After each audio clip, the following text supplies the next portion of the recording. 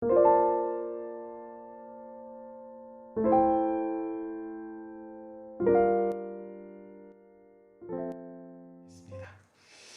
우리나라 세법에 보면요, 세금 중에서 상속세라고 하는 것이 있습니다. 상속세란 사망에 의하여서 무상으로 재산을 무상으로 이전되는 그 재산에 대한 세금을 매기는 것을 상속세라고 이렇게 합니다. 올 봄에 우리나라 최고의 기업이라고 불리는 모 재벌가 회장의 부고 소식이 있었죠. 그리고 그 부고 소식과 아울러서 약 12조에 달하는 상속세가 아주 화제가 된 적이 있습니다. 그러니까 재산으로 12조를 물려준 게 아니라 얼마를 물려준지는 모르지만 그 재산에 대한 상속세만 12조 원이다 라고 해서 세간에 많은 사람들에게 회자가 되고 또 화제가 되었습니다. 그 화제가 된 이유는 단 한 가지죠. 도대체 상속세가 12조면 도대체 얼마를 물려준 걸까? 도대체 그 금액이 얼마일까라고 하는 것에 사람들의 관심이 온통 거기에 쏠린 겁니다. 많은 재산을 물려받게 된 것이 바로 상속세가 얼마냐라고 하는 증표로 나타난 것이죠. 자, 그래서 어느 사이인가 사람들의 인식 속에는요, 상속에 대한 개념이 많은 것을 누릴 수 있게 된 어떤 특권을 의미하는 것으로서 어느샌가 자리 잡게 되었어요. 상속, 많은 금액을 물려받았네? 하고 뭔가 특권, 어떤 재물을 누리는 것, 즐기는 것, 그것을 갖고 누리는 특권에 대해서만 생각하게 되었다라는 것입니다. 하지만 상속의 개념 속에는 특권의 개념도 있지만 빠뜨리지 말아야 될 또 한 가지 개념이 있습니다. 그것은 바로 부모님의 그 유산을 잘 물려받아서 잘 관리해야 할 책임입니다. 따라서 상속의 개념 속에는 특권과 함께 책임이라고 하는 이 두 가지 개념이 동등되게 함께 들어있는 것입니다. 여러분, 부불삼대라고 하는 말이 있습니다. 부불삼대. 부자가 3대를 가기가 어렵다. 부자는 3대를 가지 않는다라고 하는 그런 의미의 사자성어입니다. 왜 이런 말이 생겼을까요? 부의 대물림이라고 하는 책을 쓴 제임스 휴즈라고 하는 사람이 쓴 글에 의하면 1대는 재산을 모으고 형성하고 2대에 가서는 그 모은 재산을 잘 유지만 하다가 3대에 가서 그 모은 재산을 다 탕진해 버린다라고 하는 이 개념이 동서양을 막론하고 부자들에게서 공통적으로 나타나는 현상을 발견하였다라는 것입니다.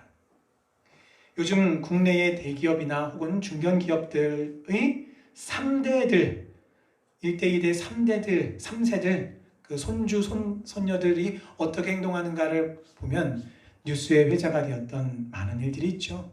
3대가 갑질을 해서 사회적인 논란을 일으켰고 또한 마약을 해서 사회적인 논란을 또 일으켰습니다. 그래서 이런 문제들을 보면 부불삼대라고 하는 말이 틀리지 않다라는 것을 알 수 있습니다. 아버지의 유업을, 조상의 그 유업을 잘 이어받아서 또 잘 관리할 책임을 다하지 않았기 때문에 바로 부불삼대라고 하는 말이 생겨난 것입니다. 자, 예수 믿고 구원받아서 하나님 나라의 상속자가 되신 이 자리에 계신 또 온라인으로 예배하시는 우리 모든 성도님들 정말 축하드립니다. 우리가 복받은 사람이라고 불리는 이유는 바로 이것입니다. 하나님 나라의 유업을 이어받은 상속인이 된 것, 상속자가 된 것이야말로 가장 큰 축복입니다. 이 세상의 그 어떤 것과도 비교할 수 없는 가장 존귀하고 가장 행복한 일인 것입니다.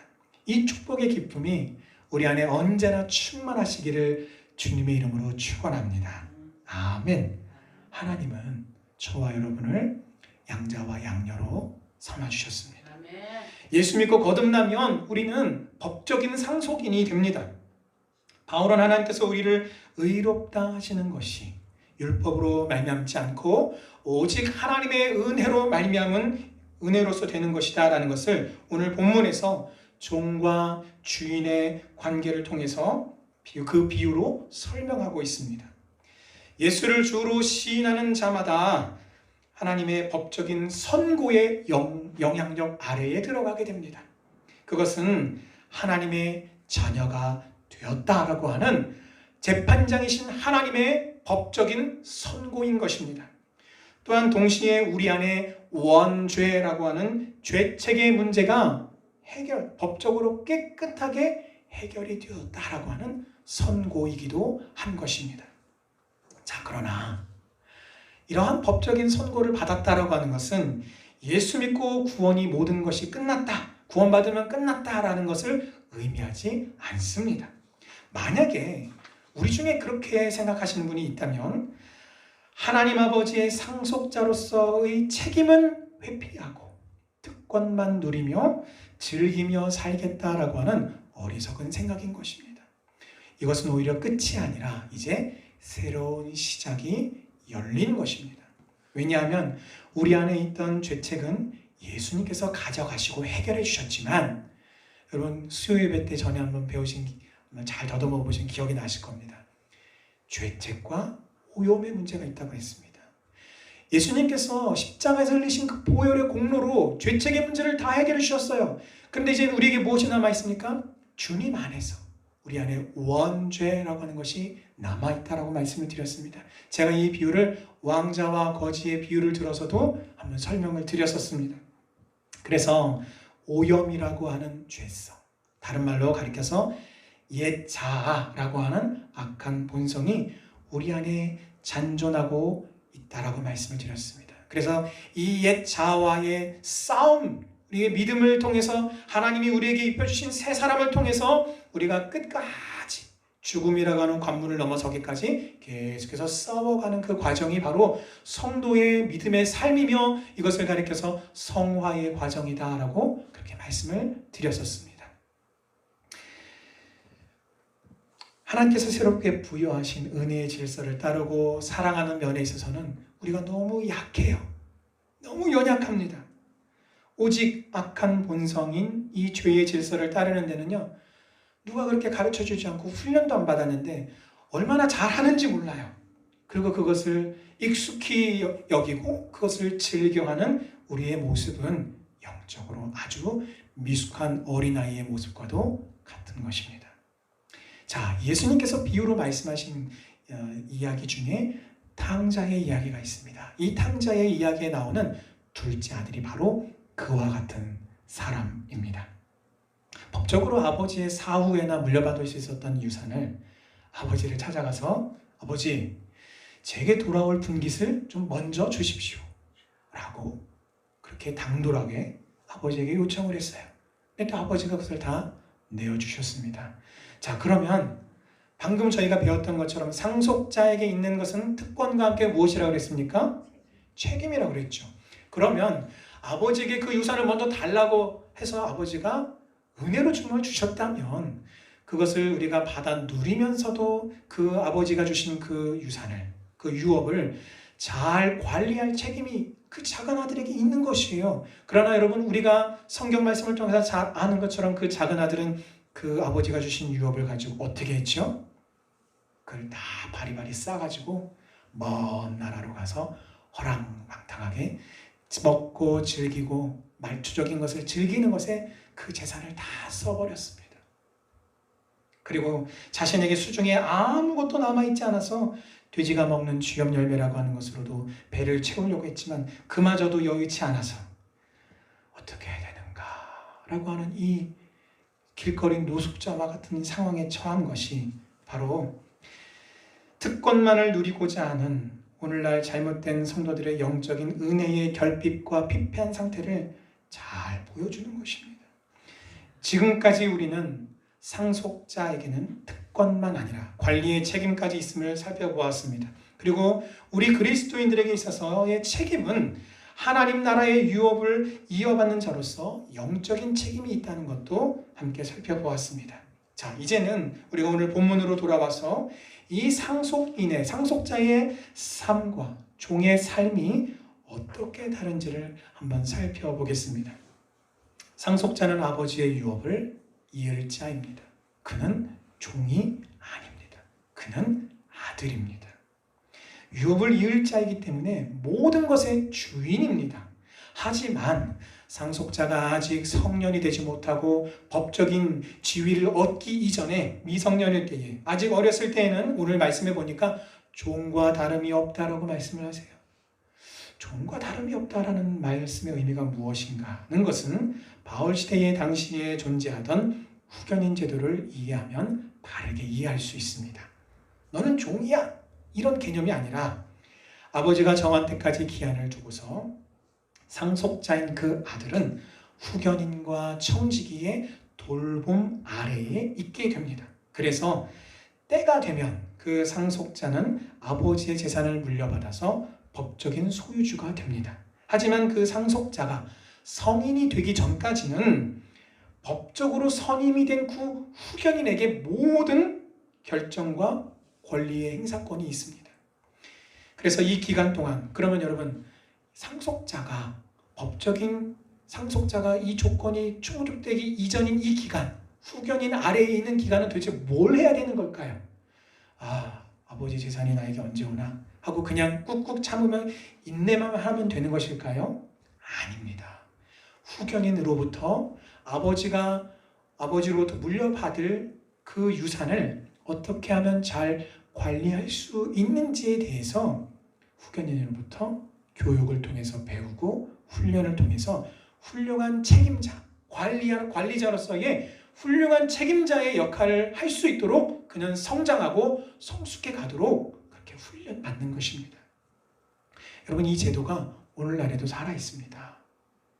무슨 말이냐면 부모님이 다 돌아가실 경우에 그 부모님이 변호사를 선임해서 자신의 재산을 내 자녀에게 모든 것을 물려주겠다. 근데 그것을 어느 때로 합니까? 법적으로 성인이 되었을 때에 그 모든 것을 행사할 수 있도록 공증을 변호사를 통해서 공증서를 쓰고 유언장으로 남겨놓으면 부모님이 다 돌아가신다 하더라도 그 재산이 그 자녀에게 귀속이 됩니다. 그러나 성년이 된 후에, 그 전까지는 그 변호사가 그 모든 것을 다 관리하고 책임을 지게 되는 것입니다. 바로 그런 것이죠. 바울은 이것을 예로 삼아서 한 가지 중요한 것을 교훈합니다. 전에는 우리 모두가 다 율법의 종이었는데 바울은 이것을 가리켜서 율법이 우리를 가두었다라고 그렇게 표현합니다. 율법 아래에서 하나님을 기쁘시게 하고자 했으나 행위로서는, 율법으로서는 결코 하나님을 기쁘시게 할 수 없었습니다. 그렇게 애를 썼음에도 불구하고 율법의 행위로는 하나님께 더 가까이 나아가지 못했습니다. 그러나 하나님께서 하나님의 때를 정하셔서 율법의 종노릇하고 있는 사람들에게 해결책을 제시해 주셨는데 그것은 바로 하나님의 아들 예수 그리스도를 우리에게 보내주신 것입니다. 오늘 본문 6절에서 예수님의 나으심은 두 가지의 목적이 있다고 그렇게 말씀하고 있습니다. 첫째는 율법 아래에 있는 자들을 속량하기 위해서, 건져내시기 위해서입니다.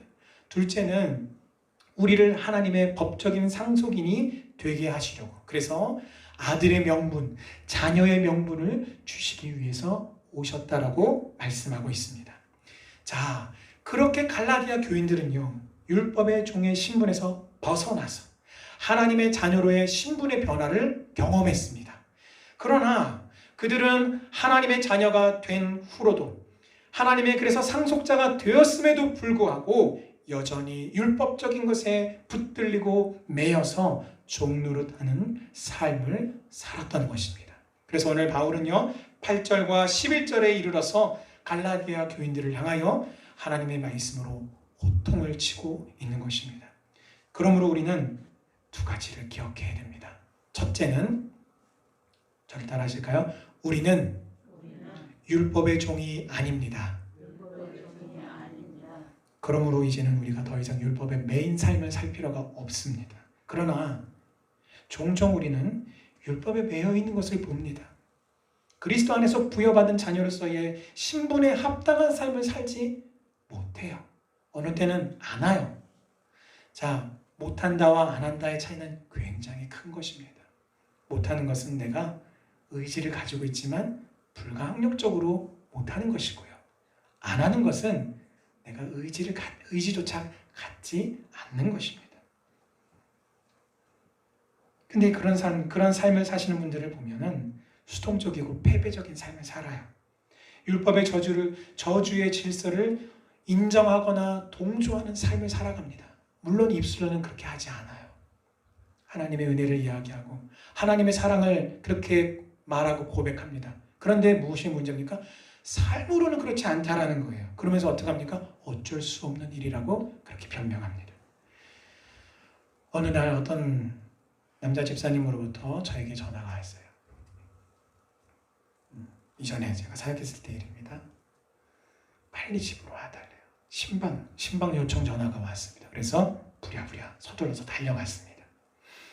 그래서 집을 찾아갔더니 그래서 두 부부가 앉아 계신데 저한테 전화를 하신 남자 집사님은 안절부절 하시고 그리고 그 부인 집사님이 지금 뭐 대성통곡에 그냥 눈물을 먼청이 웡컹 흘리면서 난리가 났어요. 그래서 어떤 이야기인가 하고 자초지종을 제가 들어봤더니 이 집사님 부부와 정말 가까이 지내던 집사님, 권사님 부부가 있으셨어요. 그런데 이분들로부터 정말 크게 배신을 당하는 상처를 받을 만한 큰 배신을 당하는 일이 생겨버린 거예요. 그래서 이 남자 집사님도 그렇게 당하신 입장인데 지금 그거보다 아내가 너무 힘들어하고 너무 괴로워하고 너무 울어지기니까 어쩔 줄 몰라 하시고 전화를 하신 겁니다. 그래서 제가 가서 예배를 드리고 하나님의 말씀으로 그분들을 위로해드리고 하지만 여전히 계속 서럽게 우세요. 괴로워하세요. 지켜보는 제 마음도 무척 무거웠습니다. 그래서 한참 우시고 난 다음에 제가 이렇게 권면을 드렸어요. 집사님, 그분들을 용서해 주세요. 하나님께서도 내 이웃을 내 몸과 같이 사랑하라고 하셨잖아요. 라고 제가 말씀을 드리자 그 집사님이 저한테 싫다고 소리를 지르셨어요. 목사님 싫어요. 그래서 제가 잠시 후에 다시 말씀을 드렸습니다. 집사님이 생각하시기에 그분들이 도대체 어떻게 이웃이라면 어떻게 그렇게 할 수 있는가? 이웃이 아니라고 생각이 되시겠지만 그렇다면 하나님께서는 또 원수를 사랑하라고 이렇게 말씀하셨잖아요. 그러니까 원수를 사랑하라고 하신 하나님의 말씀을 기억해서라도 그분들을 품고 용서하시고 우선은 그분들을 마음에 담아두지 마시기를 바래요. 라고 말씀을 드렸어요. 그러자 역시 그 집사님은요. 이렇게 대답하셨어요. 아니요, 목사님, 사랑 못해요. 아니요, 사랑 안 해요. 사랑 안 한다고요. 이렇게 큰 소리로 울면서 소리를 치셨습니다. 여러분, 사람은 감정의 존재죠. 감정이 격해 계시기 때문에 그 상황에서 원수를 사랑하라, 이웃을 사랑하라 하신 그 하나님의 말씀을 그 집사님이 받아들이시기가 무척 어려웠을 것입니다. 맞아요. 이처럼 이웃이나 원수를 용서하고 사랑하라라고 하신 하나님의 뜻은 분명한데 우리 안에 잔존하는 옛 자아는요. 율법적인 삶이 더 매력적이고 그것이 더 옳은 것이다라고 우리를 속이고 미혹합니다. 나를 공격하고 나를 배신한 사람을 향해서 내가 상처받고 괴로워하는 상황에서는 율법적인 삶이 나를 향해서 무엇이라고 외칩니까? 너도 미워해. 너도 같이 욕하고 너도 같이 정죄하고 너도 상처 줘. 그래야 내 마음이 시원할 것 같고 그래야 내 속의 분이 풀릴 것 같은 마음이 내 안에 가득 차 있단 말이에요. 이처럼 이웃이나 원수를 사랑하라고 하는 하나님의 말씀, 그 말씀에 반해서 옛 자아는 계속해서 우리를 미혹하고 속입니다. 여러분, 용서는 선택이고 치유는 과정입니다. 사람은 상처를 받으면 우울해하거나 분을 냅니다. 분이 발전하면 복수심이 생기거나 적의가 생깁니다. 또 우리는 하나님에 대한 믿음을 잃어버리거나 혹은 우리가 결혼 생활 가운데에 또한 우리가 서로 부부간의 상처를 받기도 합니다. 용서하지 못하는 마음은요, 가장 파괴적인 태도와 정서 중 하나입니다. 용서하지 못하는 마음은 독과 같아서 내 안에 오래 지니고 있으면 있을수록 오히려 나에게 더 큰 해가 됩니다. 자, 그런데 율법의 질서는 우리로 하여금 그 미움의 감정을, 분노를 더 오래오래 갖고 있으라고, 용서하지 말라고, 복수하라고 그렇게 가르칩니다.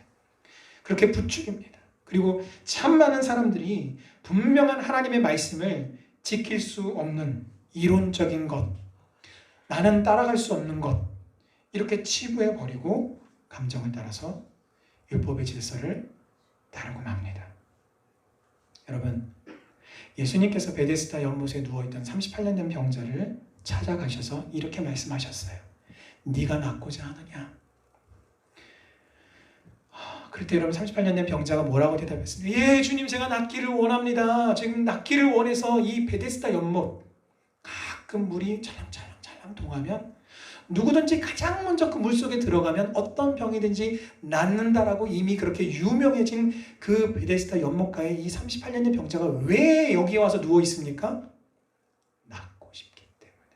하지만 그가 걸어가지 못하는 사람이다 보니까 자기만 있는 게 아니라 여러 병자들이 거기에 와 있는데 나는 마음에는 들어가고 싶은 마음이 굴뚝 같지만 다른 사람이 먼저 쏙 하고 먼저 들어가 버리니까 순서가 오질 않는 거예요.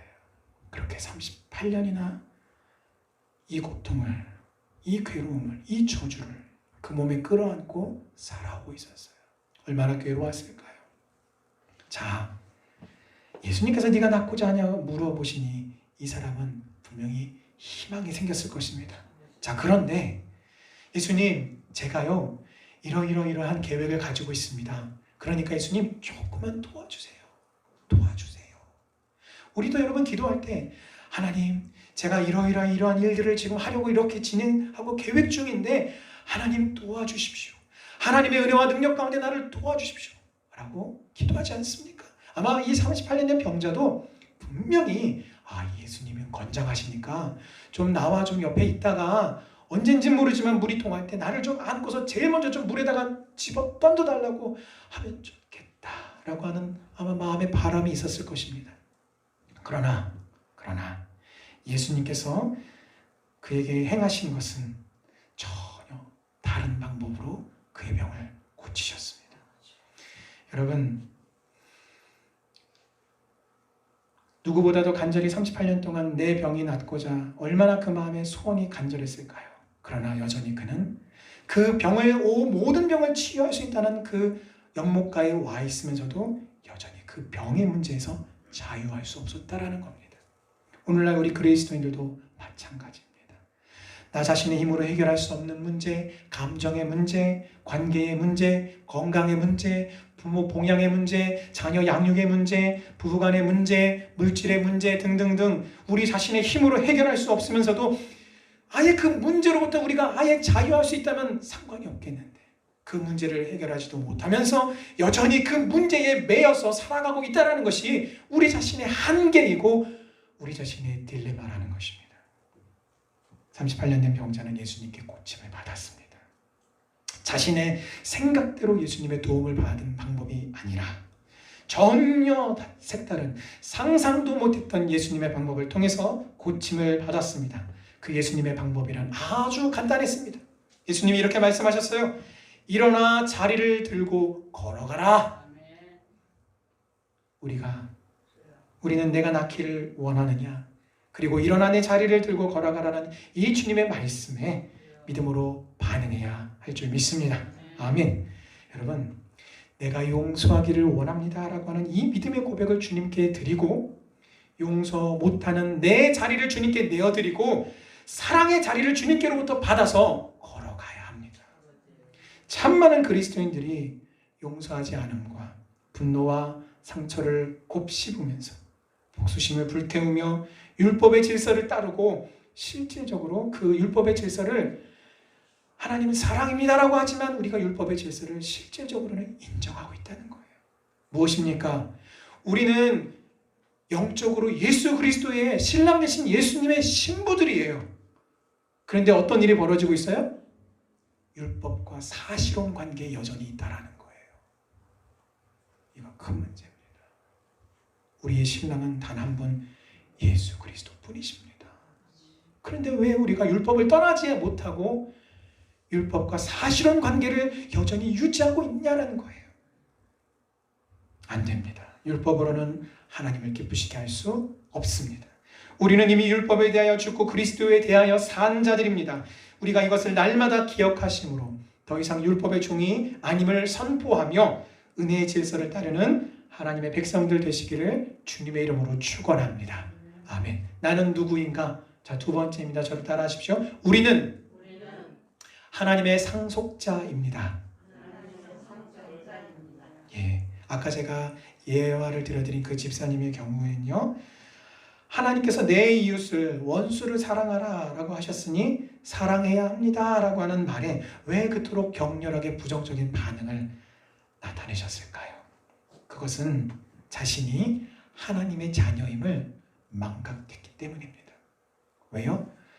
분노라고 하는 감정이 자신을 가득 채운 상태에서 하나님의 나 자신의 정체성을 잊고 있었기 때문입니다. 당신에게 큰 상처를 준 그 사람을 사랑하세요, 용서하세요 라고 하는 이 말이 그분께는 이렇게 들렸을 거예요. 집사님 힘드시죠? 그런데 조금만 더 인내하세요. 무조건 견디고 인내해야 됩니다. 사랑하는 거 힘들죠. 더군다나 날 배신한 인간인데 하지만 어떡합니까? 하나님이 사랑하라고 하시니까 사랑할 수밖에요.